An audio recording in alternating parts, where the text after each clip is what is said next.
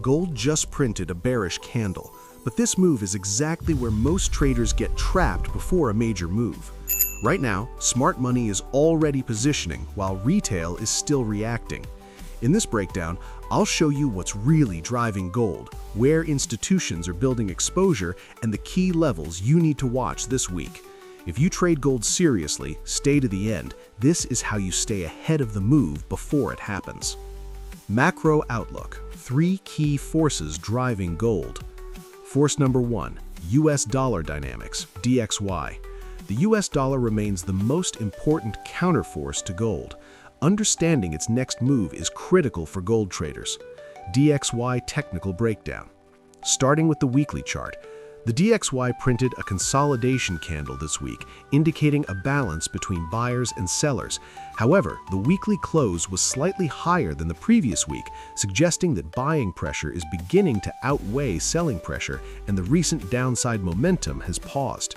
Price continues to range within the broader 96 to 100 zone. Looking ahead to next week, DXY is likely to remain in a consolidation phase within 97.5 to 99 range, building momentum for a potential breakout above 99 to retest the key 100 resistance level. On the daily chart, following the failed breakdown pin bar rejection from the 97 support area, DXY rebounded to retest the 98.6 resistance level and has since pulled back, in line with the previous week's forecast. Currently, price is declining again from the late week sessions.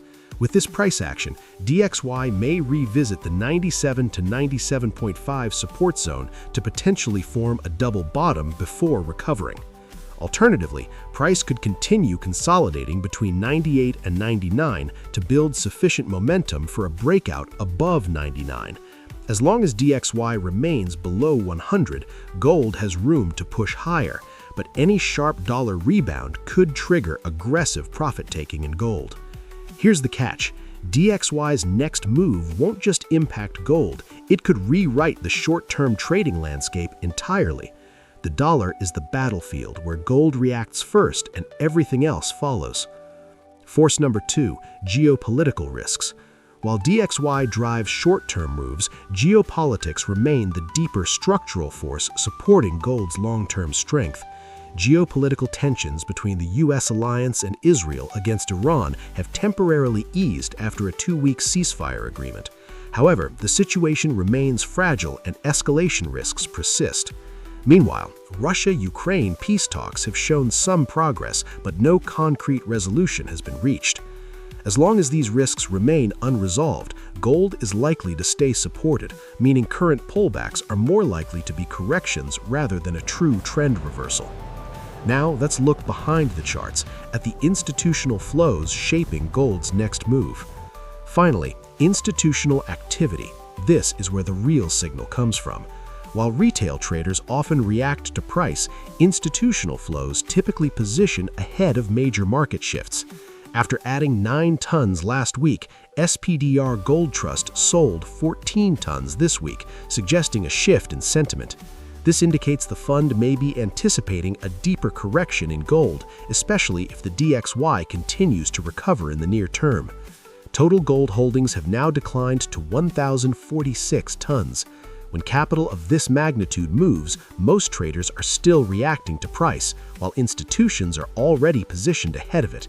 This move is not random. It's driven by a clear alignment of dollar dynamics, geopolitical risk, and institutional positioning. So, macro is setting the stage, but the real confirmation comes from price. Let's go into the charts. Gold technical analysis. First, congratulations to everyone who followed last 2 weeks' outlook and executed the sell setups around the 4870-4900 level. Those positions are now delivering more than 3,000 pips so far. In earlier analyses, we also highlighted the key support around 4,100 well before the market reacted. Many of these high-probability levels were shared in advance inside our Telegram before the move even started. We also track the market in real time, focusing only on the moves that actually matter. Let's break down the charts across multiple timeframes: weekly, daily, and H4. Step by step, here's what the market is really showing. Starting with the weekly chart, gold remains within a descending channel and closed the week with a bearish candle near the 4,700 level, aligning precisely with last week's forecast after rejecting the 4,900 resistance zone. Given the strong bearish move from the 5,000 level, along with previous declines exceeding 10,000 pips, it will be difficult for gold to stage a strong rally on the first rebound toward the 4,900 to 5,000 resistance zone. In the coming week, gold is likely to continue its corrective decline toward key support levels at 4,600, 4,500, and 4,400. A deeper pullback would help build the necessary momentum for a stronger recovery later. Shifting down to the daily, the clearest window into gold's next move. Price is showing signs of weakening as it tests the 4,900 to 5,000 resistance zone. However, the current downside momentum remains limited, largely because DXY has not yet shown strong bullish strength. This suggests the current move may be a corrective pullback before another attempt to break above the 4,900 to 5,000 resistance zone. Gold may continue consolidating within 4,600 to 4,900 for a period of time before potentially extending lower toward key support zones to attract additional buying interest, building momentum for a stronger recovery. This second scenario appears more likely, especially considering that SPDR Gold Trust reduced its holdings by 14 tons this week, signaling short-term bearish pressure. This structure provides a clear multi-frame roadmap for traders. The broader uptrend is starting to fade, with increasing selling pressure and the DXY rebound acting as key drivers that could push gold into a deeper correction. Now, here's the part most traders wait for, the exact levels I'm watching this week. Let's move into the trading plan for the week ahead. Trading plan April 27 to May 1, 2026. First sell zone, 4930 to 5000. Weekly resistance, round number, descending trend line, 90% price reaction. Stop loss, 5002. Targets, 4903 to 4853, short. 4703 to 4603, mid. 4503 to 4303, long. Second sell zone, 4830 to 4900. Daily resistance, round number, 85% price reaction. Stop loss, 4902. Targets, 4803 to 4703, short.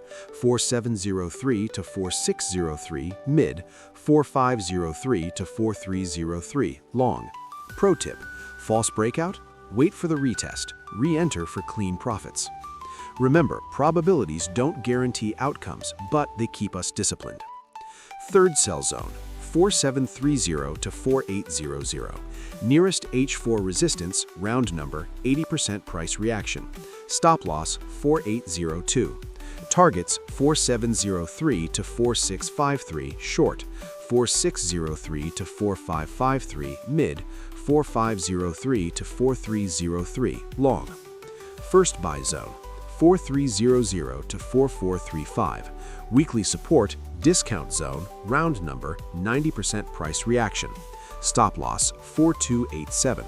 Targets, 4477 to 4497, short. 4507 to 4597, mid.